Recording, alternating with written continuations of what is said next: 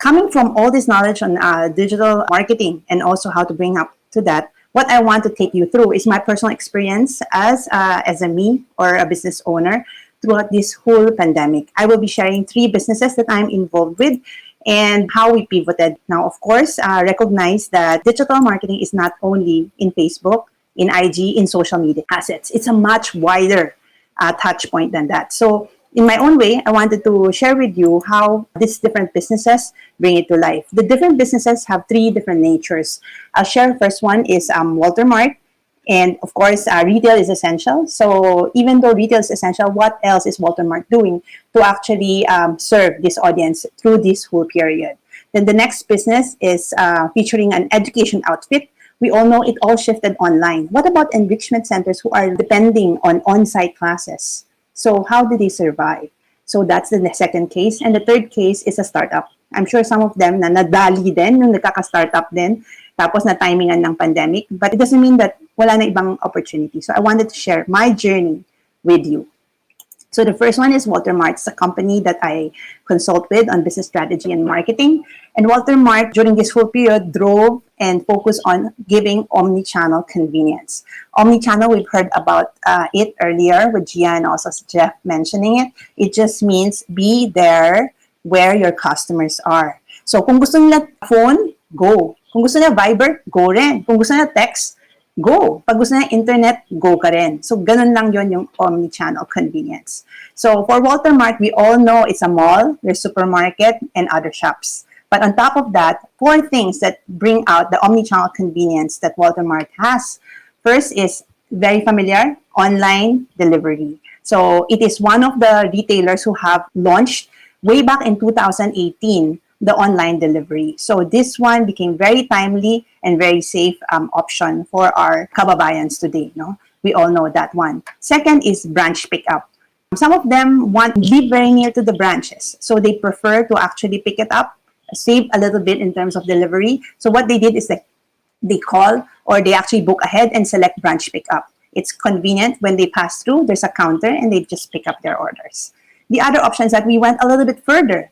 We actually have a parking area wherein they don't even have to come down, and that's called curbside pickup. In the newly opened mall, which is E. Rodriguez, there is a curbside pickup option there. And last but not the least, just launched last week is our call to deliver option. You can also Viber to deliver. You can also text to deliver. So we call it #14388, call me Wally. So that is the Waltermart Pabili. So anything in the Waltermart mall, pwede mong pabili. Right now, we launch it with the supermarket and the depth store services that you can have somebody, a personal shopper, to shop with you.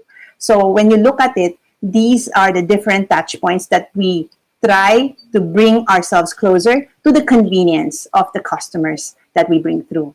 Where's the digital side of it? So it's across all. Some of them are purely via online website, like the delivery. Some of them you can call, you can text, you can Viber, you can message, like the Waltermart Pabili. And then branch pickup and curbside will be across all. So that's where the digital touch points. And in terms of payment, there's e-wallets, there's credit card, there's also COD option. So that's where we aim to give the omni-channel convenience to everyone. Second, I mentioned the second business model is an enrichment center. Ito yung parang when kids are in school, these are additional supplemental classes wherein the kids can actually do more of. Now, during this period, it's very, very hard because a lot of the enrichment classes are very dependent on physical site classes. Brainfit is actually a franchise from Singapore. We're the master franchisee. And what we did as a pandemic pivot is really to drive thought leadership and engagement with our parents and students. So let me give you a little bit of journey. We were never still. So that's a good part. First is that our principal in Singapore have started investing on converting a lot of the program to online. So that is the good part.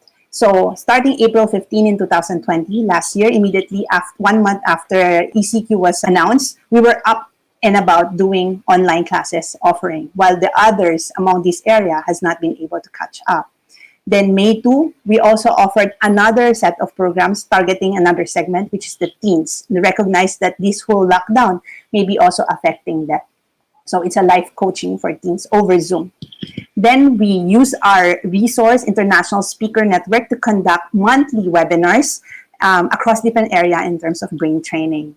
We also conducted survey pre and post. So last year in June and also this year in May. We share this one with academic community as well as parents on the sentiments of the people from students, parents, and teachers and what we can do about it. In August, September, again, another workshop on thinking out of the box. And then we also issued a few free snippets teaching people how to do 5-minute brain break exercises. So these are free. And then for our students, we do Brain Fit Challenge, also did online for that one, and an Easter workout. So it's possible pala. What we realized in this whole course, what we thought before that was not possible, is actually workable. Just like many people who thought that business travel and business meetings cannot be done without being there face-to-face.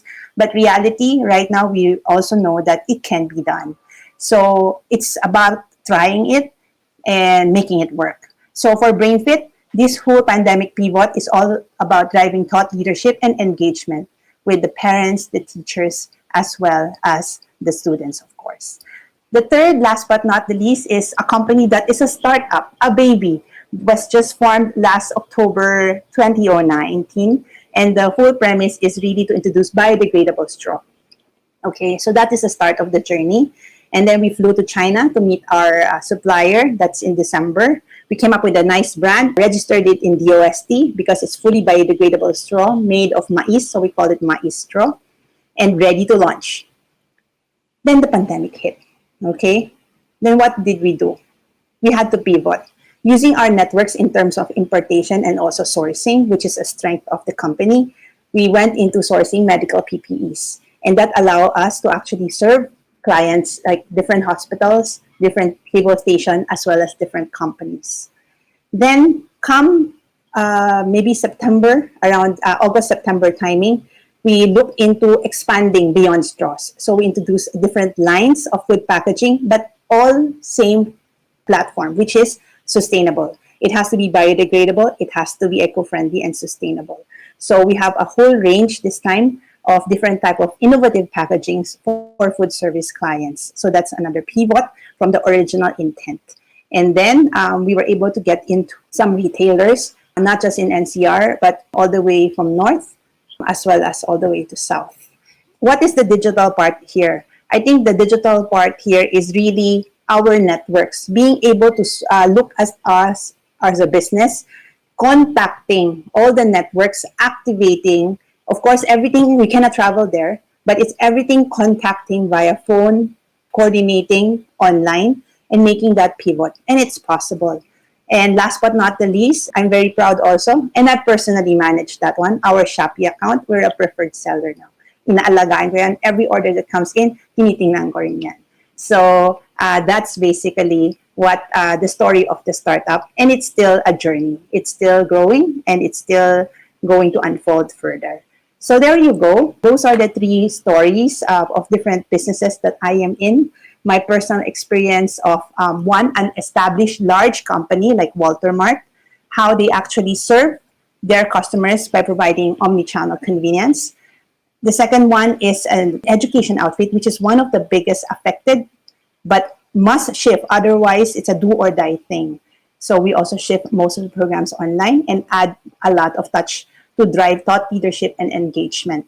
And then last but not the least is a startup which got affected right in the smack of the pandemic. However, we didn't let that limit us, but use our networks digitally to connect the world together and bring in what is relevant and come back to where we have is the core competence and grow it back. Okay?